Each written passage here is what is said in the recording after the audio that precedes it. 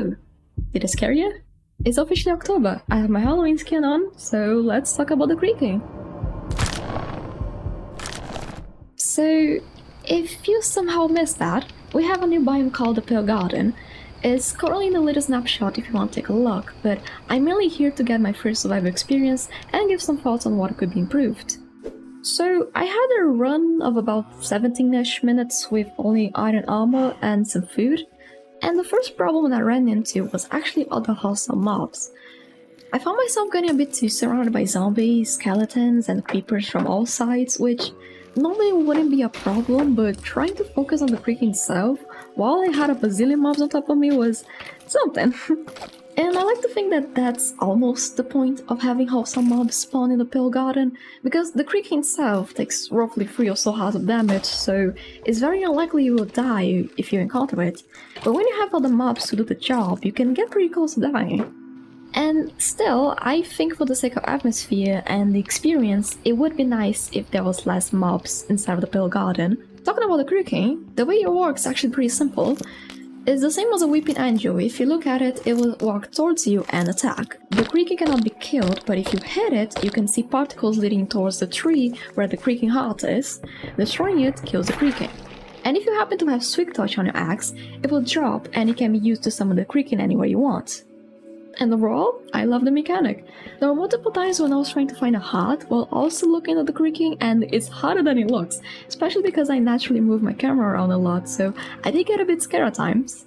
Another important thing to notice is that when you open your inventory, it still counts like you're looking at it, which understandable, but I think it will be the cherry on top if by opening your inventory, the Creaking will start to move.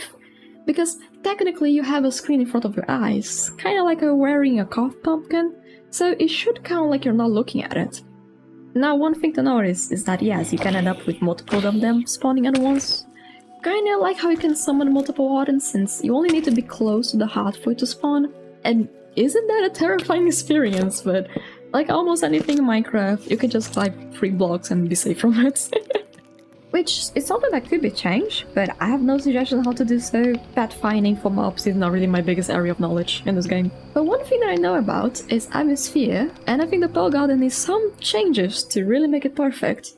This is me walking around with 2 random distance, which gives me as much fog as you can have in vanilla Minecraft, which already makes the whole place look even more spooky.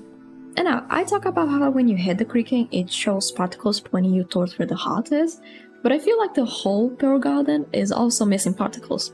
So this is how it looks, with a bit of white fog and white ash particles floating around. I think it definitely improves the atmosphere, but let me know what you think in the comments.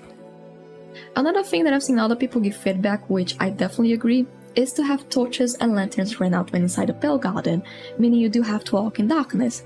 But I think on top of that, it would be nice to have a craftable lantern that doesn't run out in the Pale Garden, and you have the looks of the Creaking heart. And I think it will also give players one more reason to go into the Pale Garden to begin with, aside from just to collect wood. And those are all the thoughts that I have about the new Pale Garden biome and the new mob. I didn't touch on the white blocks, which is what most people are excited about, including me. But maybe I'll make a video solely dedicated to building with the new blocks if you guys find it interesting. But that's all. I hope you enjoyed the video, have a nice Halloween, and don't blink!